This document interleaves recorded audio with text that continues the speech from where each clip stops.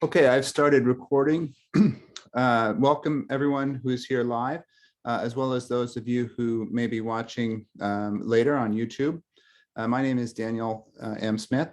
I am the Gerald L. Curtis Visiting Associate Professor of Modern Japanese Politics and Foreign Policy at Columbia University. And this webinar is co-sponsored by the Weatherhead East Asian Institute at Columbia and the Asia Pacific Economic Cooperation Study Center at Columbia. We are delighted to have two speakers this evening. We'll have them speak both in turn, and then we'll have about a half an hour of Q&A from the audience. Our first speaker is Noah Sneider, who is the Tokyo Bureau Chief for The Economist and the author of a special report that came out last month in The Economist, from which our event has taken its name, Japan on the Front Line. If you haven't read it yet, I encourage you to do so. And Noah's remarks will be followed by Phillip Lipscy, who is Associate Professor of Political Science and Director of Japanese Politics and Global Affairs at the University of Toronto and Monk School. And Phillip is the author of a paper called, I think the title is Japan as a Harbinger State. And there are similar themes about how the rest of the world may have lessons to learn from Japan's experiences, Japan often experiencing major challenges that will soon confront other countries in the world, such as aging population, climate change and disaster preparedness, and so on. So I'm really delighted to have both of our speakers here this evening. If you have questions for the speakers, please type them into the Q&A function in Zoom. And I will moderate the Q&A after our speakers give their opening remarks. If you prefer to remain anonymous, please note so in your Q&A comments. Without further ado, Noah, please take it away. Thank you, Dan, for the kind introduction, and thank you all for at the Weatherhead East Asian Institute for putting this event together. Thank you, Philip, for agreeing to share this academic stage with the journalist. So Dan reached out to me about speaking after the special report was published last month, and since it came out, I've often been asked why write a special report about Japan and why write one now. We do special reports fairly rarely at The Economist, and especially rarely for sort of single countries. The last one we did about Japan was back in 2010. So it's really a chance to kind of step back from the weekly or daily news cycle and to take a bigger picture look at a country to kind of reflect on the narrative. And this seemed like an opportune moment to do that for Japan. We've had the end of Abe Shinzo's sort of record-long tenure as prime minister, the passing of the long-awaited Tokyo Olympics, the start of the new Reiwa era. So it seemed to me like a perfect moment to sort of ask what's the story for today's Japan? And for the general reader, for the non-specialist audience, I think two stories about Japan still dominate the imagination. One is this sort of nation in decline, the shrinking and aging population, the economy sapped of its vitality, the kind of extension of the lost decades narrative. And the second is Japan as an alluring, hyper-functional, but somewhat kind of strange or eccentric society, a nice travel destination, a place for good sushi and strange subcultures, but so different as to be of little relevance to your experience in the US or in Western Europe or even elsewhere, maybe in the world. And both of those stories kind of lead people to dismiss Japan or to pay less attention to Japan than I think they should. So the special report argues that this is a mistake and that Japan is not an outlier. It is, as Philip helpfully put it to me in an early and formative conversation, a harbinger. So the idea is to sort of think about moving beyond these two narratives and to see Japan as relevant again, and not because it's number one again, but because it's on the front line of this sort of host of common challenges, challenges that once maybe seemed unique to Japan or seem sort of idiosyncratic, but have become endemic in much of the rich world, at least. They just kind of hit Japan earlier, more intensely. And so I really like the phrase that Komiyama Hiroshi uses, the former president of Todai, sort of Japan as Kadai Senshinkoku, so Japan as an advanced in challenges country. And what I'd like to do today is highlight kind of 5 areas or themes where I think Japan as Kadai Senshinkoku is particularly manifest. This is, of course, not an exhaustive list, nor an exhaustive treatment of these topics, but hopefully it's enough to kind of get the conversation started. The first area is foreign policy and geopolitics.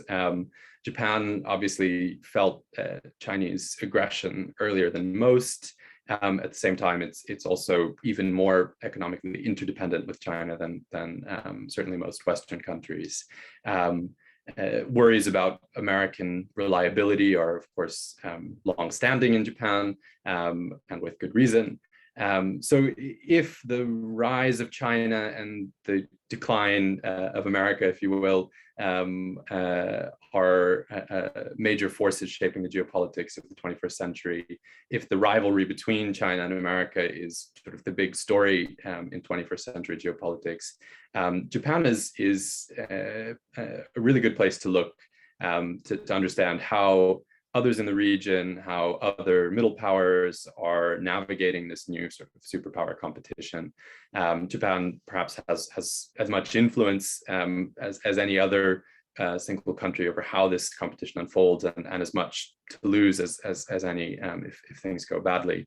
And I think what you see and what I heard very clearly talking to officials and experts here is that there's been a realization that while there is no substitute for American power, there must be a supplement to it in order to maintain a kind of favorable balance of power in the region. And so you see Japan pursuing a strategy aimed at exactly that, a shift from, as one of my interlocutors put it, a shift from a sort of one pillar to a multi-pillar architecture, keeping America close by contributing more on the one hand, but also not antagonizing China. And Japan's business community is, of course, very keen not to choose sides in this conflict. And I think that informs Japan's approach to other parts of the region, in particular Southeast Asia.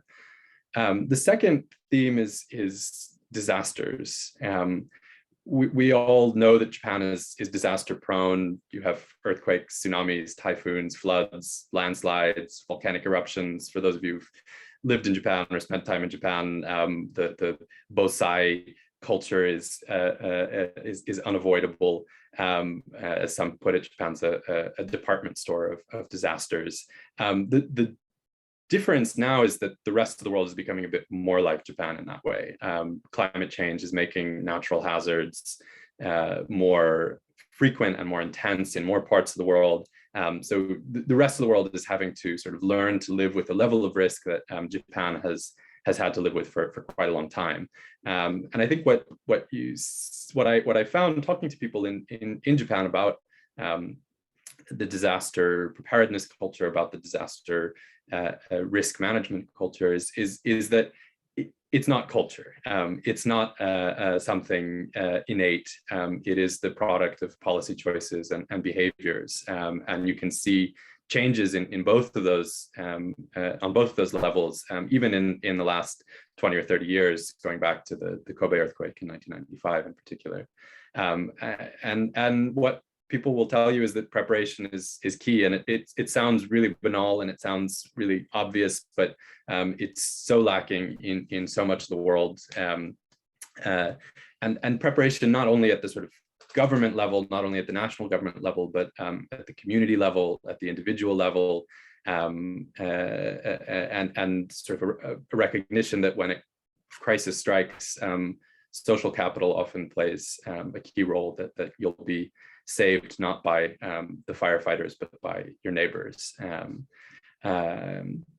that, I think, is a lesson that we would certainly be wise to learn in the US. The third theme is urbanism or sort of megacity management, and looking at Tokyo in particular. Tokyo, of course, the world's largest city. You have 37 million people in the metropolitan area, 14 million people in the sort of Tokyo city proper. It's also one of the world's most livable cities. Punctual transport, safe neighborhoods, clean streets. As Tokyoites love to brag, more Michelin stars and more restaurants than any others. Actually, someone pointed out to me the other day that there are more Michelin-starred restaurants in Minato-ku than in New York City in its entirety. But that point, which is of course irrelevant to most people, that point aside, the idea is that livability and scale are not incompatible, and that's a really I think important to examine, especially in a world where not only where urbanization is continuing apace, but where the growth of megacities, in particular in Asia and Africa, is the kind of next phase of urban growth. And a closer look at Tokyo shows that the combination of sort of livability and scale that we have now, and which was by no means a guaranteed going back 50 or 60 or 70 years to the Tokyo of the post-war era, that is the result of perhaps a different model than the standard Northern American urban planning orthodoxy would prescribe. That Tokyo's sort of livability at scale is in some ways a product of planning successes, so a strong public transit network, for example, but also what would be considered failures by the standards of sort of planning orthodoxy, namely, the emergence of really dense mixed-use neighborhoods, lax zoning regulations that instead of separating functions, instead of separating work and residence into separate neighborhoods, allows for this kind of dense interwoven urban fabric. So Tokyo is really a kind of a vote for a Jane Jacobs vision of cities over a Robert Moses vision, if you will. The fourth theme is demographics. This is, of course, well-trodden territory, well-known, a well-known challenge, but nonetheless extremely important. If you look at the UN population data, at this point, every single country in the world is seeing both the size and the proportion of its elderly population grow. And by 2050, 1 in every 6 people in the world will be over 65 years old, compared to 1 in 11 in 2019. The UN is also projecting that 55 countries, including China, are going to see their populations decline between now and 2050. So Japan has experienced that transition sooner than most. And talking to people about Japan, talking to people in Japan about demographic change, it struck me that demographic change is a bit like climate change, in the sense that it's this kind of vast, gradual, seemingly abstract concept until it's not. And when it hits, it really hits, and it demands big transformations, both of institutions, but also of individual behaviors. And I think part of the challenge that Japan has faced, and that others will face, is that demographic change affects everyone differently, both at the sort of societal level, at the unit of the community or the town or the city or even the country, and also at the individual level. And the context really matters. And that makes kind of one-size-fits-all policy solutions, grand plans, difficult. And talking to older people in Japan, it also becomes clear that there's a problem with how sort of aging is talked about, which is as a problem. This sort of this default that once you hit 65, you're labeled old and you become a burden. And while we've broken youth down into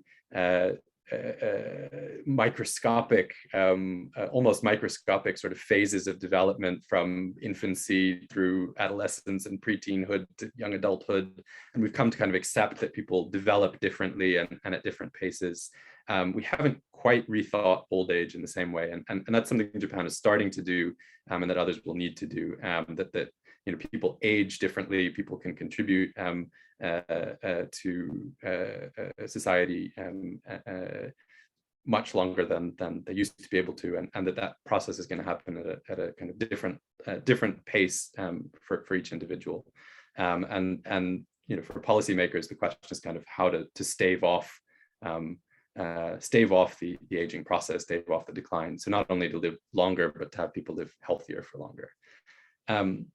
And the fifth and final area is economics. Of course, Japan's, going back to the 1980s, Japan's economy is striking fear in the world. You have Donald Trump taking ads out about the Japan threat. You have books being published about how Japan's going to take over the world.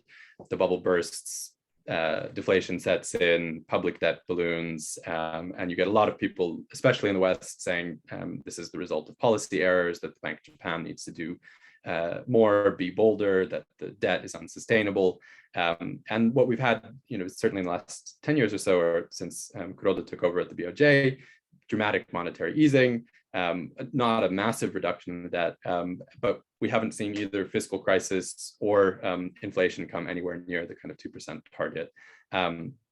The recent inflation fears notwithstanding, this kind of low inflation, low interest rate, low growth malaise that's called secular stagnation is obviously become more common to more parts of the rich world. And again, Japan's a good place to look at what it means to sort of live in those conditions for long.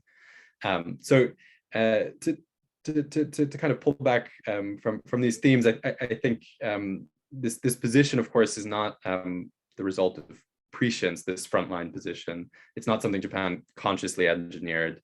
It has more to do with sort of proximity than anything else. And in many ways, of course, being on the front line doesn't mean being in the vanguard. There's a stasis in Japanese politics. Japan's treatment of women, as everyone on this call I'm sure knows, is despite talk of womenomics for years and years, still retrograde. Government services are archaic. There are institutional frameworks that are really stuck in the past. So there are lots of reasons to be pessimistic about Japan's ability to meet these challenges. But nonetheless, Japan is a really useful laboratory, I would argue, for observing their effects and for working out how to respond in the ways that Japan, to the extent Japan succeeds, its successes can be models, and to the extent that Japan struggles, its failures can be cautionary tales. Either way, the world ought to be paying a lot more attention. Thank you. Thank you, Noah. You're preaching to the choir about people needing to pay attention to Japan, and hopefully that the 5 categories that you lay out so eloquently in your presentation and in the Economist report gives some focus to where Japan can serve as some guidance or inspiration for anyone who's looking for it. Both what to do and what perhaps not to do when faced with these challenges. So our next presenter will be Phillip Lipscy. And Phillip, if you want to share go ahead and share your screen whenever you're ready. And the floor is yours. Great. So thank you, Dan, and your colleagues at the Weatherhead Institute for having us. This is a real pleasure. As Noah mentioned, we had a great conversation when he was beginning work on what turned out to be a really excellent special report on Japan. And we shared ideas. I think I sent him the draft of this paper, and it sort of reminds me of how glacial academia works, because his special report reached hundreds of thousands of readers, while my paper is still stuck in the years-long publication process that we always deal with. So it was sort of a fun way to compare the world of journalism with the world of academia. But I think our projects fit together really well in some sense.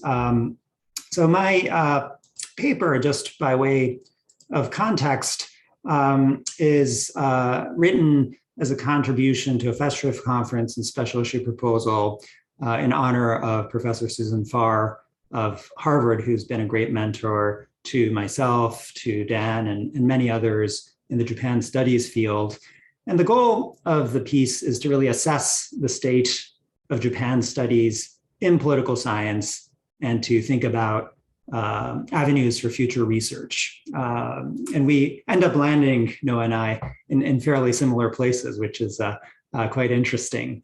So, the beginning of the paper really concerns this question of why should we study Japan? And, in reality, in many cases, as scholars, oftentimes there's a personal answer. It might be an uplifting mentor when we were undergraduates, or a formative experience traveling to Japan, an inspiring class, and so forth. And in my case, the role that Susan Farr played was very significant. And so it's fitting that this paper is being written in her honor.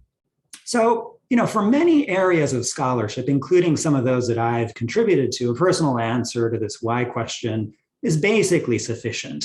So if you're studying democratic institutions, the role of international organizations in the international order, the politics of energy and climate change, you don't have to spend a whole lot of time saying, this is an important issue that we should all care about.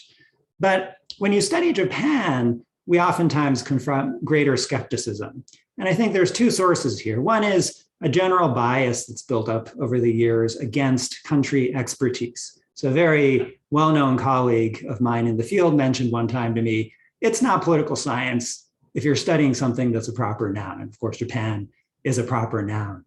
I think there's another source of bias against Japan, which has to do with its perceived decline in international standing. I think Noah briefly touched on this as well. And you can look across different measures, right? Population, GDP, foreign aid, military spending. This is Japan's international ranking by decade. So basically, it depends on which measure you're looking at, but it's fair to say that Japan, in relative terms, has been declining across these measures. It's not the second largest economy anymore. China is. Its foreign aid is no longer the top of the world. It's about fifth. Military spending, I didn't realize in 2000 Japan was second only to the United States in military spending, but now it's about ninth. And so the list could go on, but it's fair enough. Japan may not have the same geopolitical weight that it used to. But if we look at publications related to Japanese politics and international relations, I would say the field remains relatively robust. So this is the absolute number of publications divided into area studies journals and top political science journals. This is top 10 political science journals. And what we see is that the absolute number of publications about Japan has climbed. Primarily, this is attributable to the rise of publications in area journals. But it's not the case that Japan publications in top political science journals has declined. So Japan is holding its own in these journals that are considered high prestige, high impact in the discipline, and the absolute volume has increased. So it's not a field in decline in any way. So what are some of the responses that Japan scholars have to some of these skeptics about why we should continue to study Japan? So I group these into three general responses. One is basically ignore the critics. Japan is inherently important and interesting, and we need to study Japan because we study things that we care about. Second is thinking about Japan as a case of some general phenomenon, and thinking about Japan as a ground for testing, whether it be through survey research or other types of empirical approaches. And then the third is Japan as a source of theory that has some kind of general use outside of Japan. And I'm just going to go through some of my own work because I don't want to put people on the spot. But basically, I've done all three, right? So, the ignore the critics route would be some of the edited volumes I've done on Japanese politics, whether it be the politics of the DPJ, or the Abe government and Abenomics reforms, these are very much books about Japan and trying to enlighten us about what's going on in Japan today.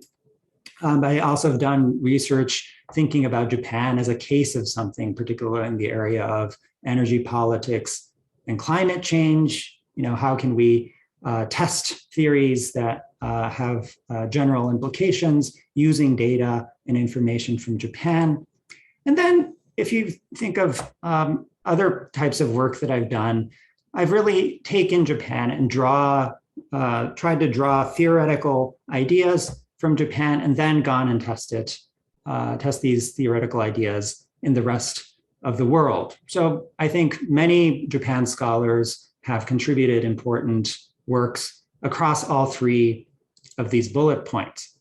And the third one, Japan as a source of general theory, going back to today's theme, I think is an important one to refocus on because I think it has significant potential to avoid this marginalization of Japan studies within the field of political science, or at least the perception of marginalization. So the harbinger state, going back to the title of the presentation, I define it as a country that engages in the politics of a particular issue prior to other countries. And I say there's three conditions that need to be met for a harbinger state to be considered such. Right? The country must be early in confronting some issue. There must be some reasonable expectation that the issue will emerge elsewhere. So it can't be some kind of Galapagos situation where Japan is ahead, but nobody else comes along. And the creation of the issue can't be through imposition. So this is not standard setting where somebody tries to get other countries to follow because that creates some kind of advantage to the leading state. And this is distinct from being a leader. I think Noah actually touched on this earlier, right? So this is not Japan as number one, kind of an effective, admirable country worth emulating. And it's not a bellwether in the sense that the way Japan responds is going to tell you how other countries will respond as well. The way Japan confronts an issue may be quite distinct from the way other countries confront the issue. And that's why comparative politics is still very much valuable. The value of a harbinger state, I argue, is that it can shed light on the kinds of political challenges and contestation other countries are likely to confront in the future. And this gives us an opportunity to start developing theoretical insights and assess early empirical evidence about things that are going to matter in a big way across the world, or at least among a subset of countries in the world. And of course, from a policy impact standpoint, we can start drawing policy implications and lessons from the early state. So there are several examples of Japan as a harbinger I go through. I think Noah touched on some of this, so I won't go through in great detail. The economic transformation, of course, Japan's rapid economic development gave rise to very high impact ideas about the developmental state and export-oriented industrialization that were really not limited to Japan in their academic impact, the deflationary stagnation, and Japan's confronting the zero lower bound and financial crisis also created lots of insights that became quite relevant in 2008. The demographic and societal transformation and the international relations transformation. I think all of these areas are areas where Japan has been ahead of other countries in important ways and thus an important source of theory, either in the past or an opportunity for present theorizing. And so just some figures, right? So if you look at GDP growth in Japan, this is the difference of Japanese growth rates against the average of high income countries. You have the rapid growth period followed by the lost decade or lost decades when Japan was behind. And then recently you have convergence. So Japan's growth rate has more or less come in line, partly because of the secular stagnation that set in elsewhere, but also Japan's growth rate has somewhat improved under the tenure of Abe and the Abenomics reforms.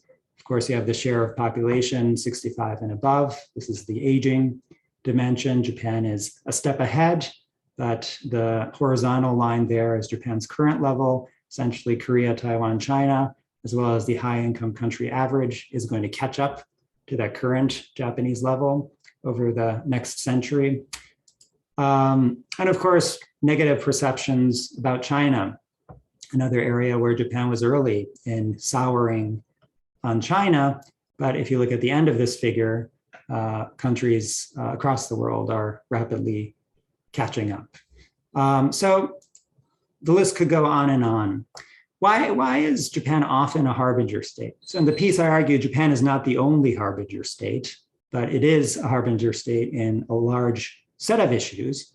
And some of the reasons I mention are a selective openness to change, right? The bursting of the bubble and the subsequent stagnation has often been attributed to very significant financial liberalization without regulatory structures catching up, right? So there's a mismatch in some way between opening on the one hand and slow adjustment of institutions in other areas. And I think some of the demographic trends we see can be attributed to similar kinds of issues.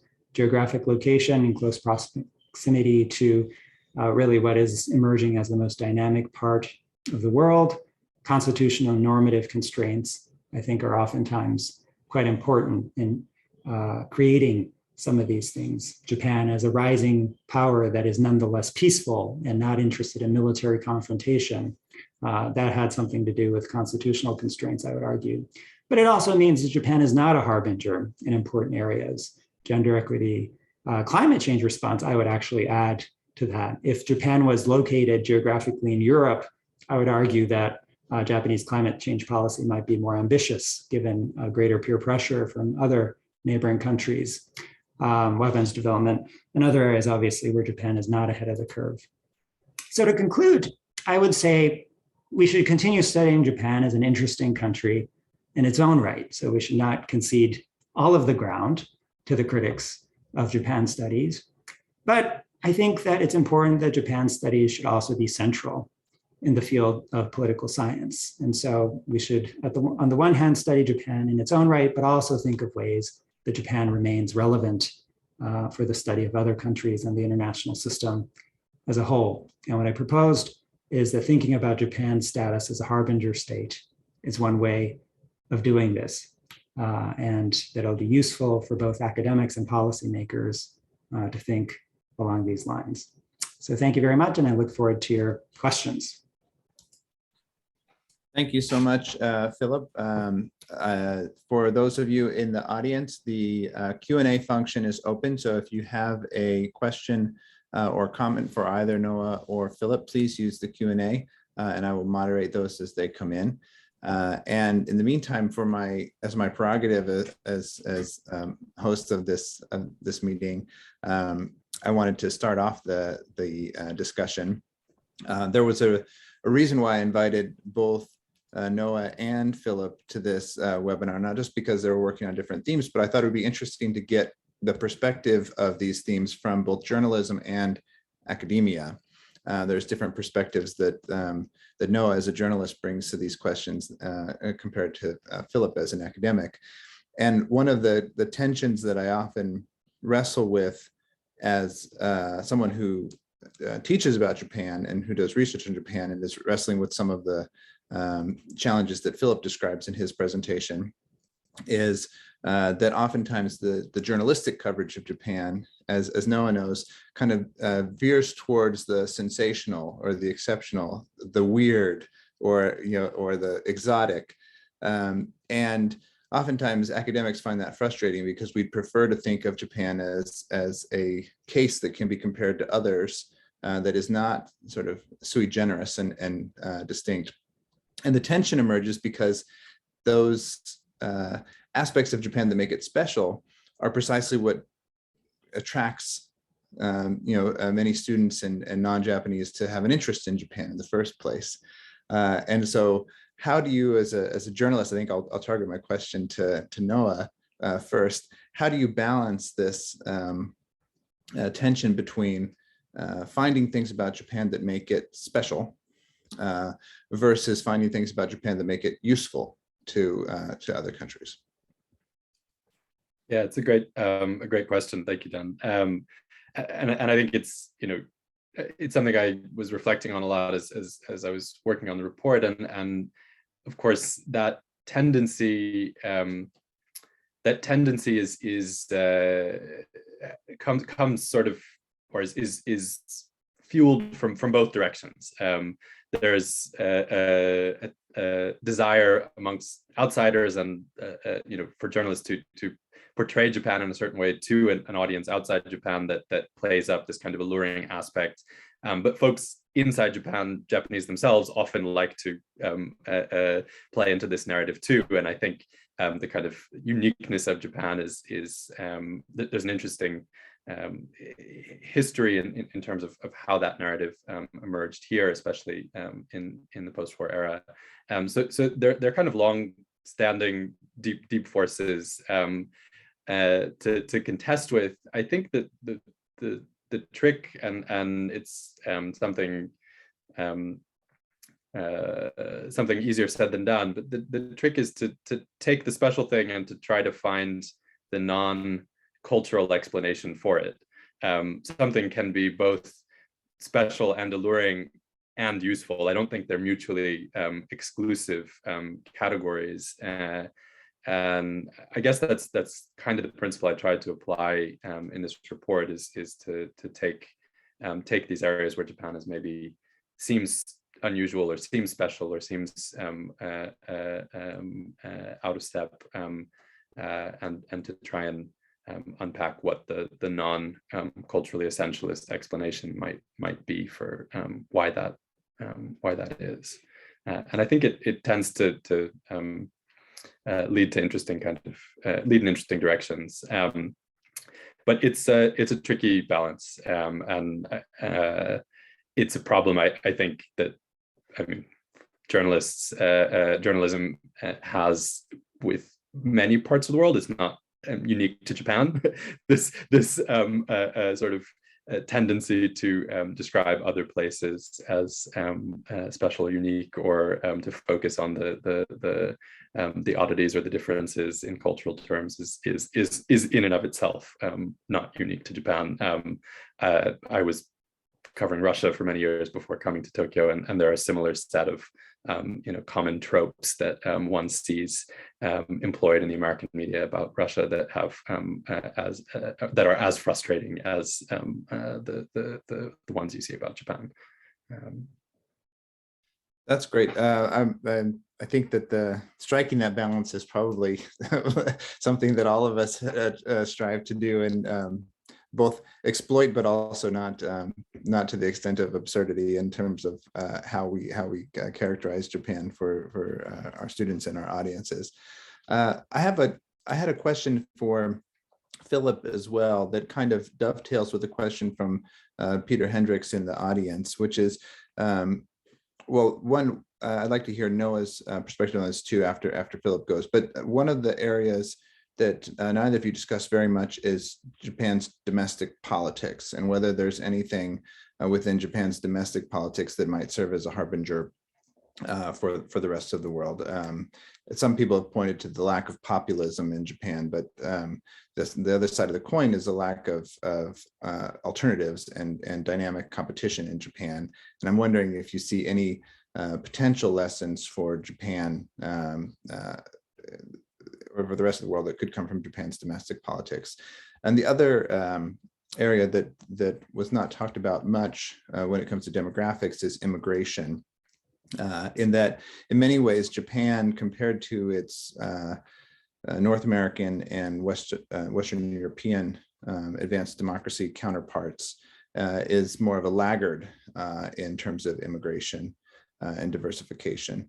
And so Philip talked about the harbinger state being different from a leader or bellwether, but I guess there's an additional category, which is, for lack of a better term, we might think of as a laggard. Maybe Philip has another term he's been thinking of, where a country like Japan is maybe the last country to deal with some looming policy challenge, and is slowly learning from other countries.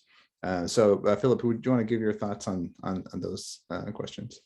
Yeah, those are great questions. So I think, Japan can be described as a harbinger in some ways here, as one of the early stable democracies outside of the West. And so, we tend to focus on the economic miracle much more so. But, across the different indices of democracy, Japan was early. Of course, Japanese democracy was imposed from the outside, but it was robust and successful. And in that sense, I think you could argue that Japanese democratic institutions to some extent have played that role of harbinger. I think on the immigration question, some of these things are flip sides of the same coin, right? Because you could argue that Japan is a harbinger on some of these major demographic shifts, in part because it's such a laggard on not only immigration, but gender equity and work-life balance and a variety of other factors. And so, I think we can point to basically Japan having a somewhat extreme status that makes it a harbinger precisely because it's a laggard in areas like immigration. But I'd be interested to hear what Noah has to say about this as well.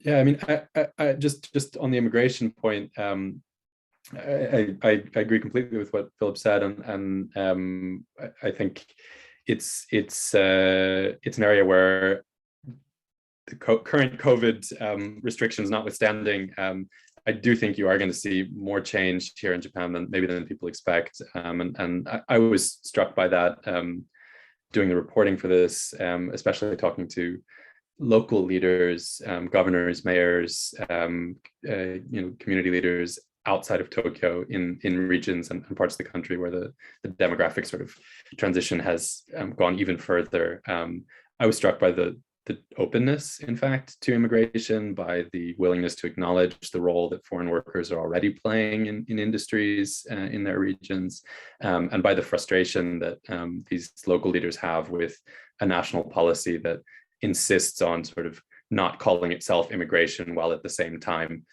letting lots of people, bringing lots of people into the country, an increasing number of people into the country to work. So I think that's a place where you will see more change, but the stasis, the sort of lack of dynamism, as Dan mentioned, in national politics is a big barrier to that, and I think, frankly, the biggest barrier to addressing a lot of these issues. There are a lot of people who recognize that the kind of institutional frameworks need to change.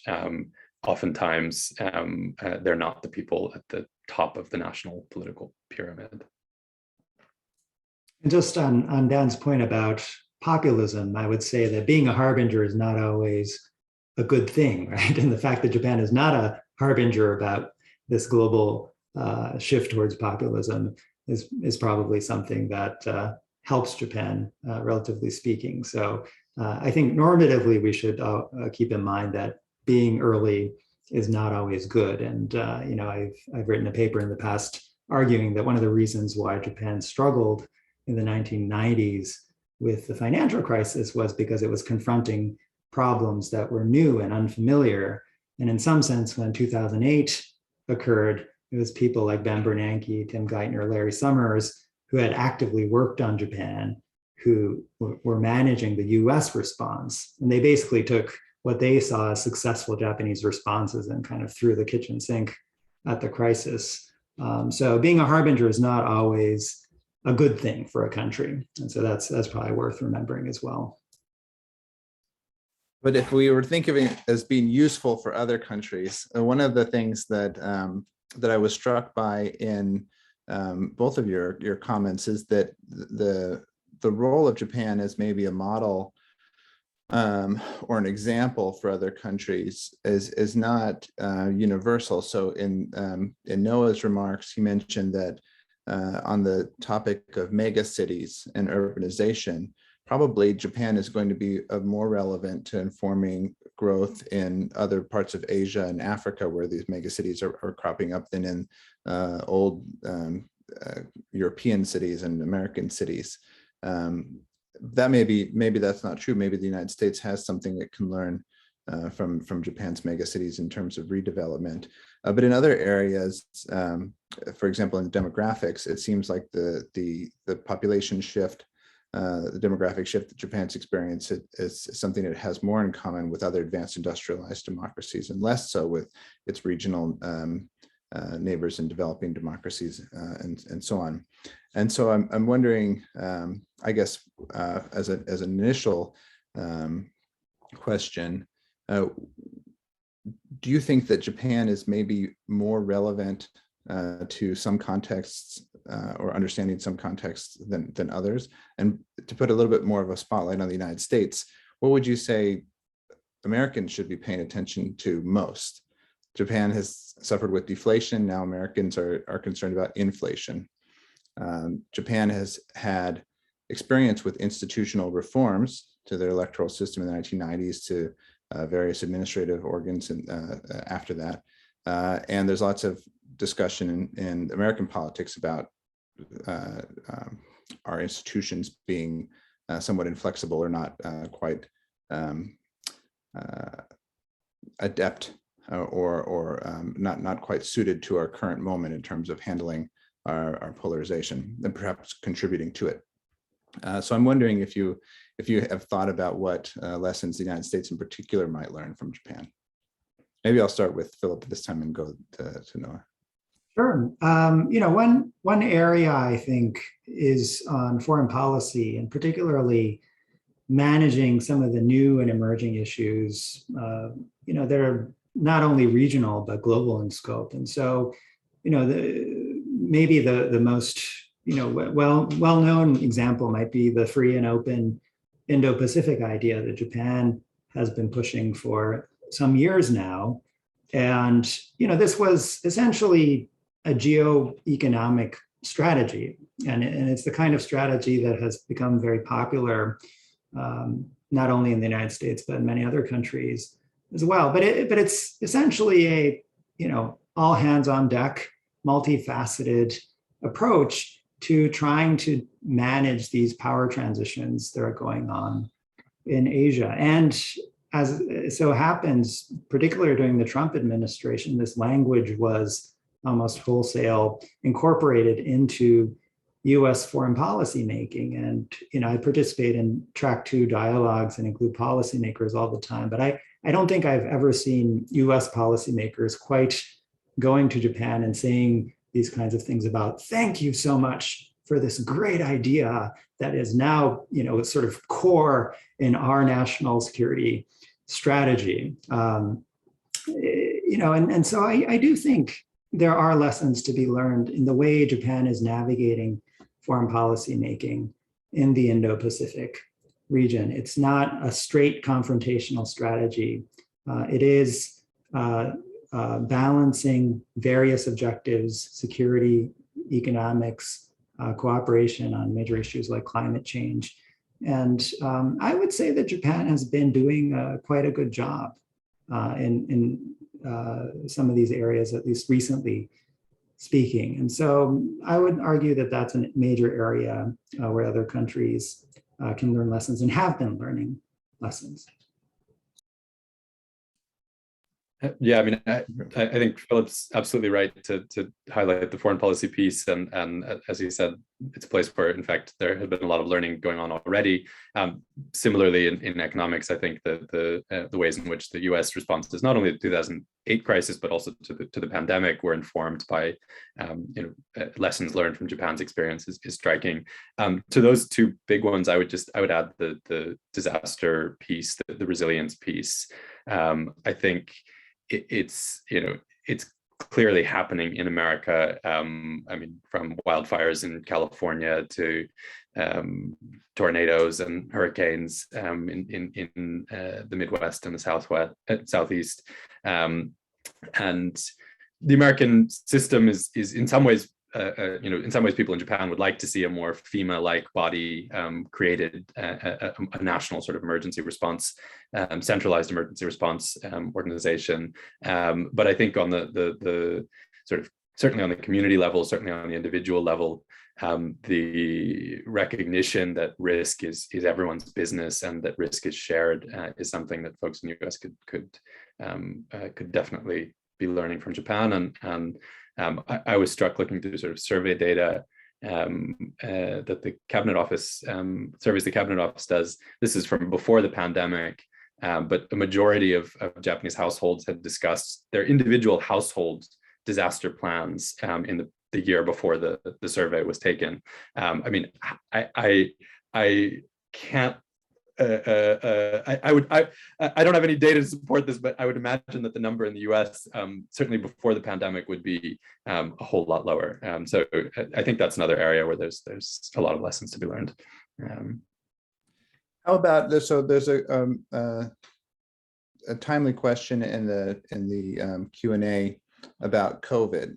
So of course, with regard to the pandemic and government responses, there's been quite a lot of attention to what different countries can learn from each other's responses. And sometimes, I think just recently in a New York Times editorial, Japan is sort of held up as an example. And then more recently held up for criticism with the continued strict immigration policies. And so an anonymous attendee asks, well, Japanese COVID regulations are relatively lax and compared to those elsewhere in the world. Even in countries as near as China and Korea, Japan maintains severe entry regulations, even for spouses of Japanese nationals. What are your thoughts on this? And that may also affect, of course, manufacturers and other business interests as well, including American business interests. Maybe Philip, I'll get your thoughts on this first, since you've written a chapter on Japan's COVID response for forthcoming volume, Japan Decides 2021. Yeah, sure. And it's a great volume that Dan and colleagues are editing.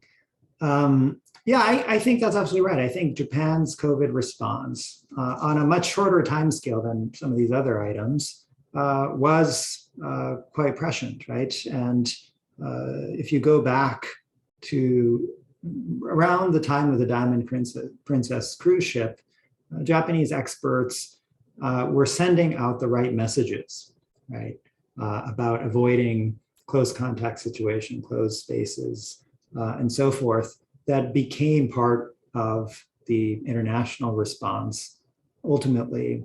And early emphasis on masks, for example, when some Western experts were discouraging the use of masks, for example, early on during the pandemic, which was a little bit of a muddled message, I think, that became a bit confusing. But on the entry requirements, this is actually timely. I was part of an effort by academics in the United States as well as other countries. We submitted a letter to Prime Minister Kishida recently calling on relaxation of the border restrictions to allow particularly researchers and students to enter the country. And so I'm happy to send you a link. We're still collecting signatures on the petition. But my view on this, which is shared by, I believe we had 110 experts on US-Japan relations and Japanese politics, and more than 1,000 additional signatures later added, is that kind of shutting down person-to-person ties is not helpful for the people involved, but also for Japanese foreign policy interests, that people like Dan, myself, Noah, we wouldn't be here if we could never enter Japanese soil. And so, kind of an indiscriminate border closure that excludes foreigners from entering the country is doing some harm to these relationships that support Japan's national interests. And so I do believe that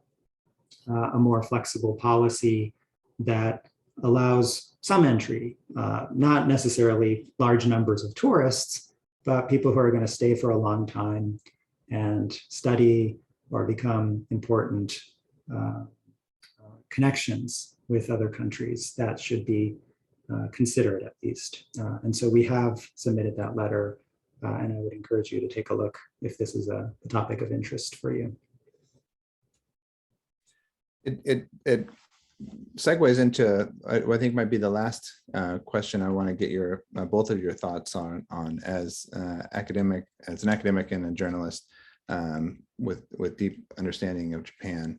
A lot of the innovations or changes that Japan has experienced in terms of its policy, including the free and open Indo-Pacific strategy, were developed during a long period of stability under Prime Minister Shinzo Abe.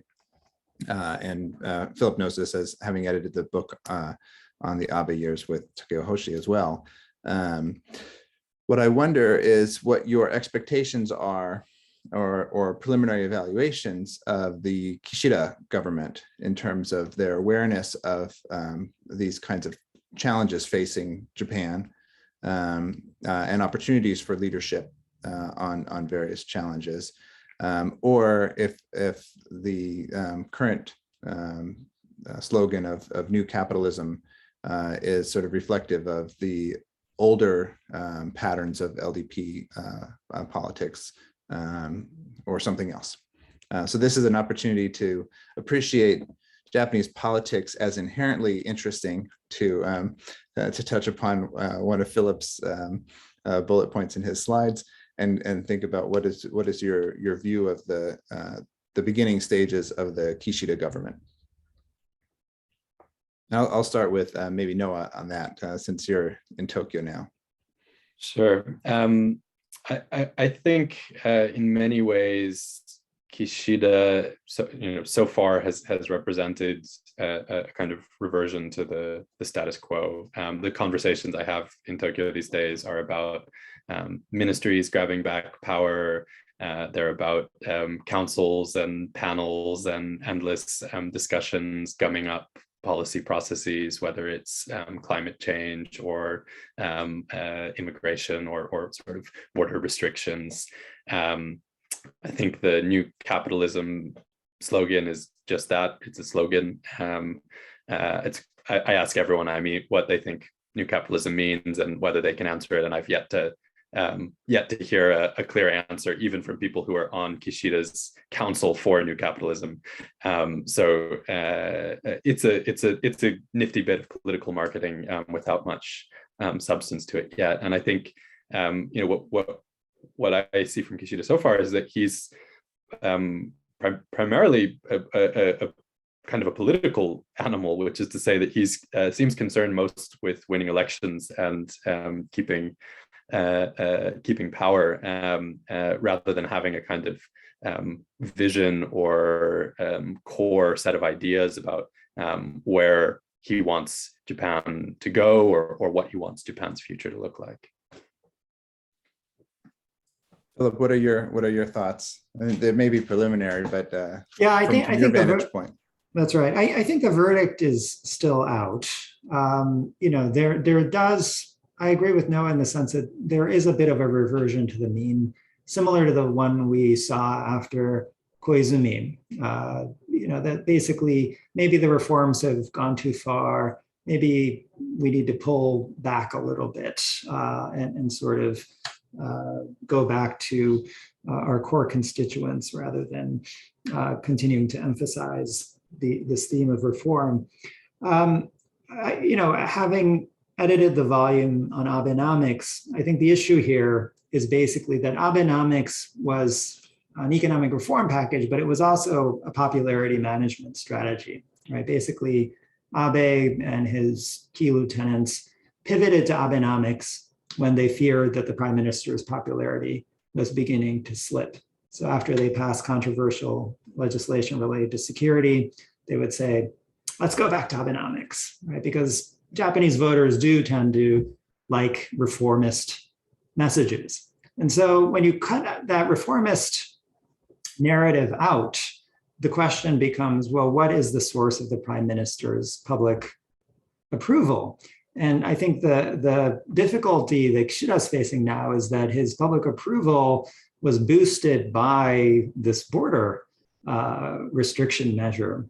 And so I've at least heard from some people in Tokyo that maybe the border is going to stay closed until the upper house elections in the summer, because the politicians are very concerned that that is the source of the prime minister's current popularity. And so, I think that would be a very difficult outcome when we think about, going back to the earlier theme, people involved in relations with Japan, scholars like ourselves. Noah's in Japan already, so I guess he's he's gotten through. But I don't think border restrictions being the source of the Japanese prime minister's popularity is where Japan wants to be. That sounds much more like populism. Let's keep the foreigners out, right? So Kishida is the farthest thing from a populist that you can think of. But in some sense, if that becomes the political strategy, it, combined with this language about redistribution from the wealthy, it begins to look a little bit like populism. And so I don't think that's where it's going, but or at the very least, it's sort of the combination of build the wall and build back better all at once. Exactly. So we're thinking about inspiration for the United States. On that note, we have a lot to look forward to observing Japanese politics and see what happens in the next several months before the upper house election. And I think in the years to come, Japan will continue to be important as Philip calls it, a harbinger state for the rest of the world to pay attention to. It is on the front line, as the Economist report from Noah so cleverly titled itself, and we'll keep watching. But for now, thank you so much to Noah Sneider and to Phillip Lipscy for joining us for this session, and thank you to everyone in the audience and those of you watching at a later date on YouTube. And thank you to Weatherhead East Asian Institute and the Asia Pacific Economic Cooperation Study Center at Columbia University for sponsoring this event. Have a good evening. Thank you. Bye-bye.